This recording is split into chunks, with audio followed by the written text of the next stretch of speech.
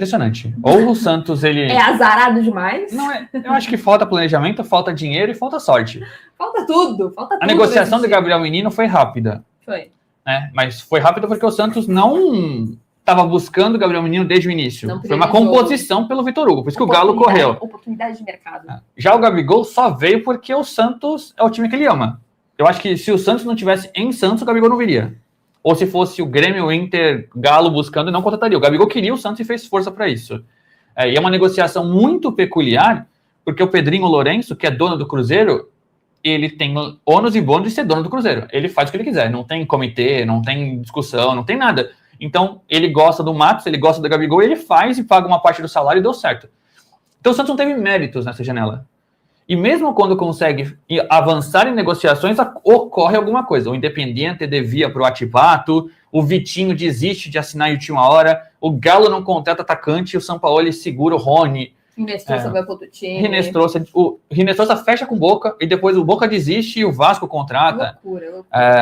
Mas nessa questão do Michael, é algo muito claro, assim, o cenário, apesar de não ser muito corriqueiro.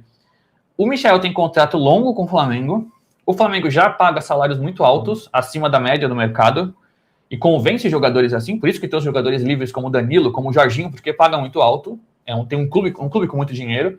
E o Michael veio para o Flamengo num cenário de que todo mundo queria que ele voltasse. Ele foi bem com o Jorge Jesus, depois ele vai para a Arábia Saudita, para ganhar um patamar ainda alto, ele fecha um contrato muito bom no Flamengo. E o Flamengo, como quase todo clube brasileiro, paga X em salário e X em luvas. O que é luvas? Que muita gente ouve o termo e não para pensar no que é.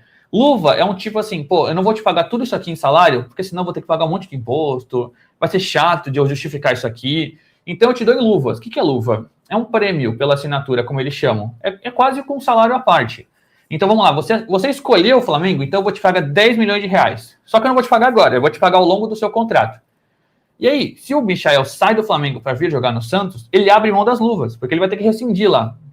Então tem dois caminhos. Ou o Michael abre mão do dinheiro e vem para o Santos, que o Michael não se mostrou à vontade para fazer isso ainda, ou o Flamengo pede menos na venda. Porque aí o Santos paga as luvas que estão faltando, que são milionárias, ou o Santos espera que o Michael rescinda e se vire com esse dinheiro.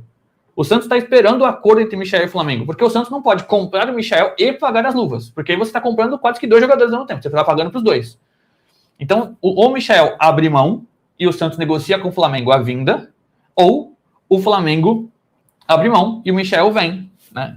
Não paga a luva, mas paga o valor. Acho que vocês entenderam o cenário.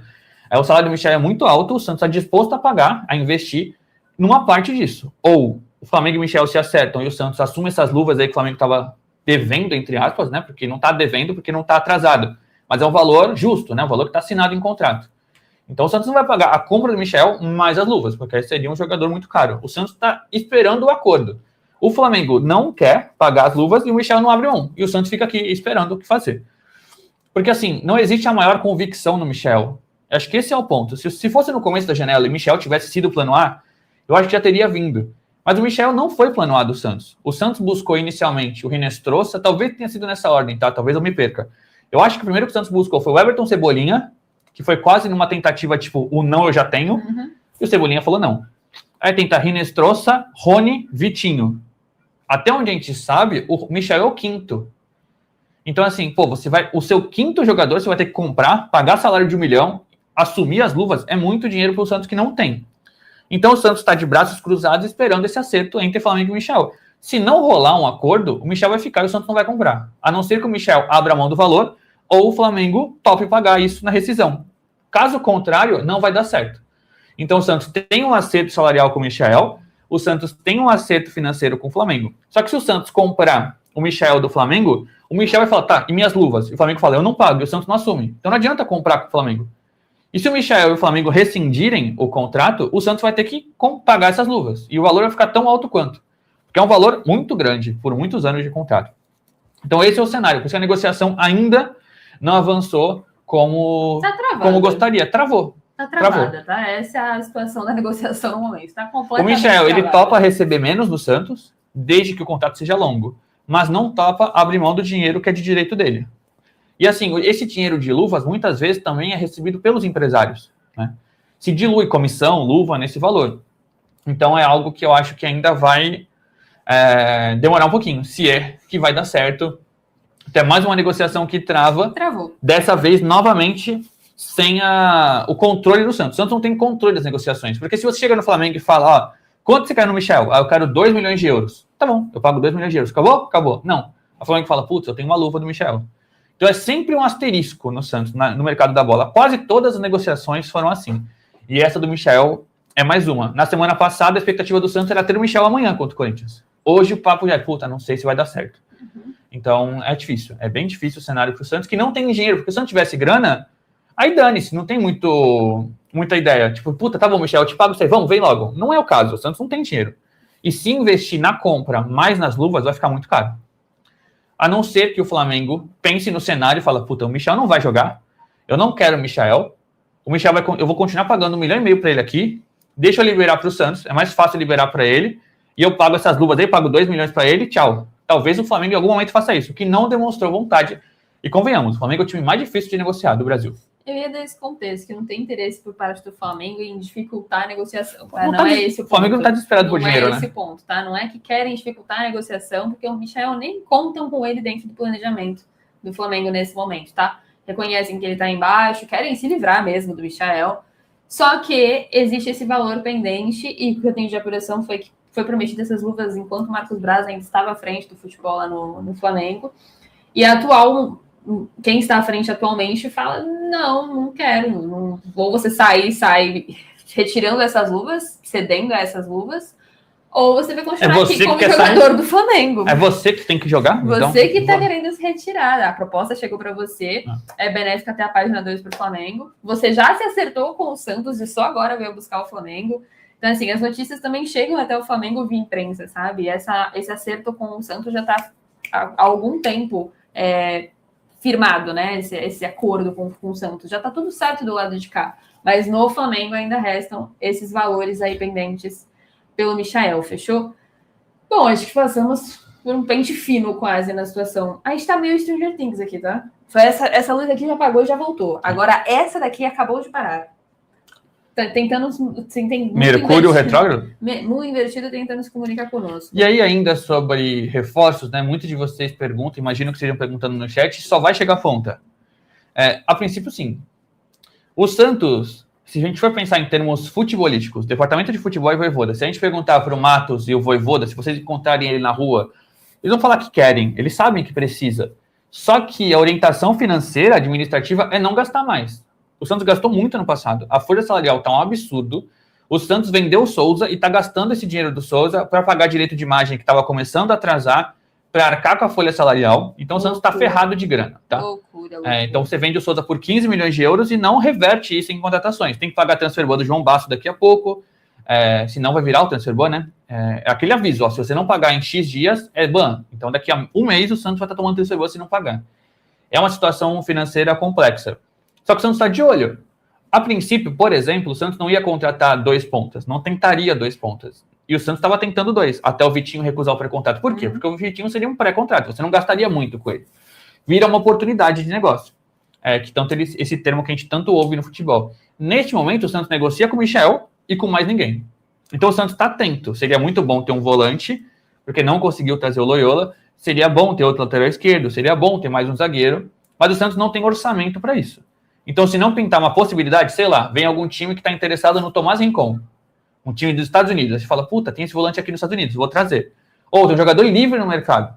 Isso aqui vale empréstimo. Então o Santos está sondando, está olhando, está vendo o jogador que está terminando o contrato no meio do ano, mas está sem grana. O dinheiro do Loyola, pelo que eu ouvi, viria de terceiros. É o que eles chamam de investidor. Aí vocês podem entender como bem quiserem quem colocaria esse dinheiro. Mas não é um dinheiro que está no orçamento do Santos. Quando o Santos oferece lá 5, 6 milhões de dólares ao Independiente parcelados pelo Loyola, o Santos precisa garantir uma entrada. Essa entrada não viria dos cofres atuais, porque não tem essa grana. Essa entrada seria personificada. E aí vocês, de novo, entendam como quiser. Mas tem alguém ali falando, relaxa, eu pago isso aqui, depois eu vejo. É assim que o Santos, por exemplo, conseguiu Adonis Frias e o Alexis Duarte. O Santos não tinha dinheiro para pagar a entrada deles. E aí, nesse ano, está estourando parcela do Adonis, do Alexis, do Roleiser, do Tiquinho. Então, é um cenário muito complicado financeiramente para o Santos, que chegou nesse patamar, tá? Não estou falando que eles estão coitados. Eles deixaram essa situação chegar desse jeito. Então, hoje não tem dinheiro para colocar. Se o Santos tiver que gastar 5 milhões de reais à vista por um jogador que o Vojvoda quer, o Santos não tem. O Santos vai ter que pedir emprestado, vai ter que adiantar cotas, vai ter que prometer que vai pagar. Então, nesse momento, o cenário é de buscar o Michel, e por enquanto apenas o Michel, e ficar atento ao mercado, infelizmente. Eu acho que no mínimo tinha que trazer 3, 4 jogadores, além do Gabriel Menino e do Gabigol. Eu também acho. Bom, de mercado, acho que é isso que temos. Acho que no mais, tínhamos essa situação do Michel, ou a gente já deu com nessa negociação com não, a gente tem que não procede, a gente ouviu outra pessoa diferente. Caicedo, né? O Vene Casagrande e o César Mello, que são especialistas em transferências sul-americanas, publicaram que o Santos está negociando o empréstimo com opção de compra do José Caicedo do Pumas do México, colombiano, né? E a gente tem que não procede, com todo respeito aos colegas que sabem muito. A princípio, quando a gente viu... só não tem a mesma informação, basicamente. A princípio, quando a gente viu a informação deles, falou, deve ser verdade, porque eles sabem muito. Me falaram do Santos e falaram para a Gabi que não procede.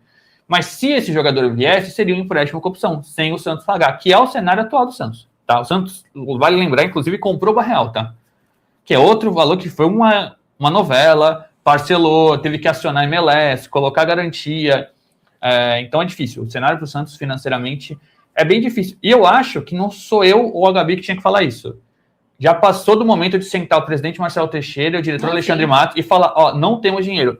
Porque senão o torcedor, vocês que estão aí assistindo a live, vocês falam, o Santos ofereceu 6 pelo Loyola e não tem, cadê esse dinheiro?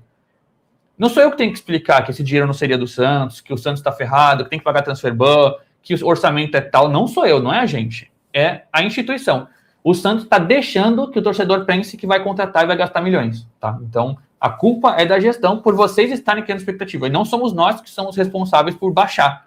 A gente só conta o que a gente sabe aqui. Sim. Mas eu acho que o Santos deveria se posicionar para falar, estamos ferrados. Dói falar isso, mas é o caso.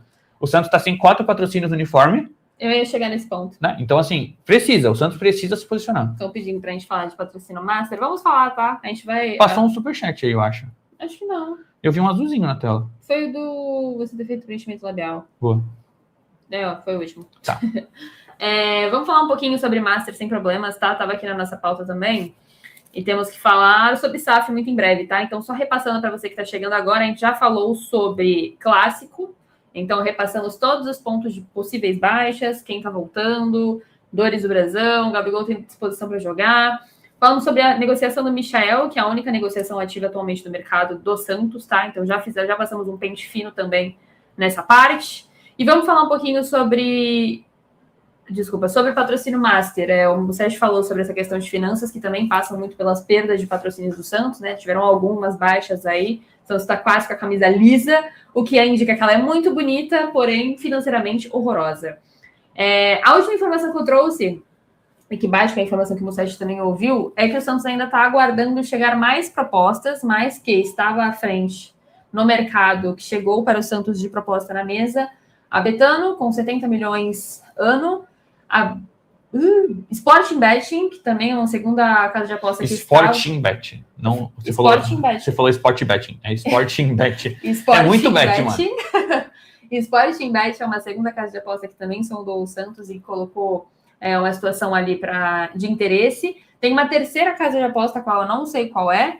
E também tem outras frentes. Eu ouvi Betfair. Betfair? A do Ronaldo e do Rivaldo lá.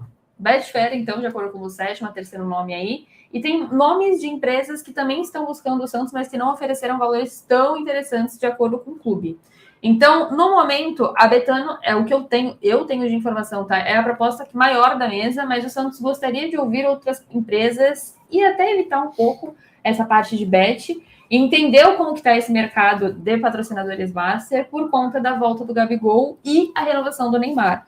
Óbvio que o Neymar ainda não foi para o campo e acho que isso é um peso muito grande dentro das negociações, até mesmo essa do Master, que ele voltando para o campo e o Gabigol também estando à disposição, o boom é muito maior do que só estar nominalmente no Santos, né? Mas logo mais os dois vão estar à disposição jogando. E o Santos está muito confiante de que vai crescer ainda mais esses números e essas propostas conforme os dois voltem para o gramado, tá? Então, estão apostando todas as fichas nessa dupla e como isso vai crescer para o mercado financeiramente, visualmente, enfim, muitos fatores.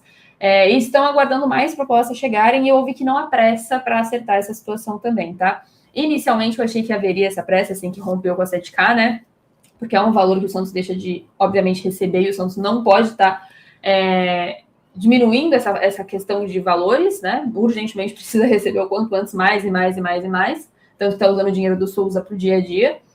Mas ouvi que não há desespero para resolver essa situação, justamente por essa confiança depositada nessa dupla, Gabigol e Neymar. Então, assim que ambos voltarem, o Santos tem a certeza absoluta na cabeça do clube de que existirão novas propostas e ainda maiores, de acordo com o momento que esses dois vão estar vivendo juntos dentro do Santos, tá? Então, só fortalecendo a minha informação, desculpa. Betano como a principal proposta no momento, 70 milhões ano. A 7K nesse segundo ano estava pagando 54? Por aí. 54, se não me engano, o ano. Então, estamos aguardando junto com vocês, tá? Mas no momento que temos de informação querem esperar. Justamente para entender se há um movimento maior no mercado pelo Gabigol estar voltando, pelo Neymar já estar em campo. Vamos falar sobre isso também, tá? Sobre a volta do Neymar em breve. Mas é isso. O Master, por enquanto, está parado e o Santos ainda está recebendo essas propostas e negociando com calma. Fechou. Bora falar de Ney? Bora falar de Ney. O Neymar está começando a transição ao gramado. O Neymar teve a artroscopia no joelho esquerdo, que é a cirurgia mais tranquila possível. Sim. Deu tudo certo ali entre Natal e Ano Novo, e a previsão era de 1 mês de recuperação, que é o que deve ocorrer. 1 mês bate agora, no final de janeiro. Ele começou a dar os primeiros trotinhos em campo. Logo mais, a gente acredita que na semana que vem, ou até nesse final de semana, ele começa a fazer um trabalho mais forte de campo, primeiro individual, depois com o restante do grupo. A perspectiva, e o próprio Neymar admitiu isso na cabine da Kings League, é que o Neymar esteja à disposição no início do Campeonato Brasileiro. Ele não vai jogar contra a Chapecoense, primeira rodada, porque é gramado sintético na Arena Condá. O Neymar vai evitar gramado sintético nesse ano.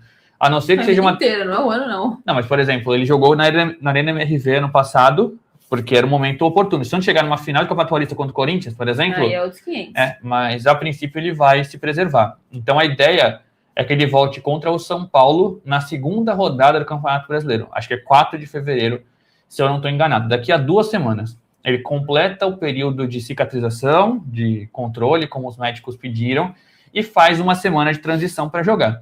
Isso tudo varia muito de jogador para jogador.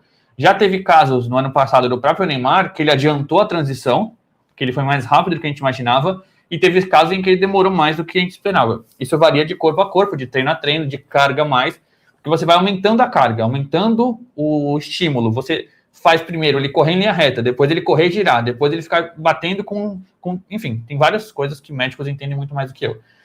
Então, nesse momento, ele está terminando a parte de fisioterapia para começar a transição, preparação física. Ele vai ter quase que uma pré-temporada própria, porque os outros não tiveram. Então, vai ter que fazer os exames, fazer o trabalho de carga inicial.